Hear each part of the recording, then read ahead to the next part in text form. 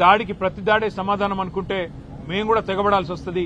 తిరగబడ్డప్పుడు మరి మీకే ఇబ్బంది అవుతుంది, గుర్తుపెట్టుకోమని చెప్పి కూడా కోరుతూ రాష్ట్ర ప్రభుత్వాన్ని మళ్ళొకసారి నేను చెప్తా ఉన్నా, మరి రేపు మళ్లీ ఇంకో దశ ఎన్నికలున్నాయి.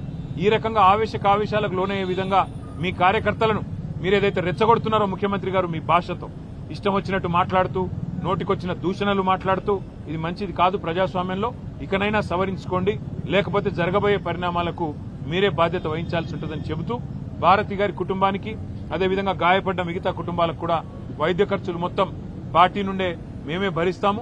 తప్పకుండా ప్రతి కార్యకర్తకు కూడా పార్టీ అండగా ఉంటుందని చెప్పి కూడా మరొక మాట చెబుతూ అట్లాగే మా నాయకులు కార్యకర్తలకు కూడా నా విజ్ఞప్తి, నా ప్రార్థన, దయచేసి మీరు సంయమనం పాటించండి.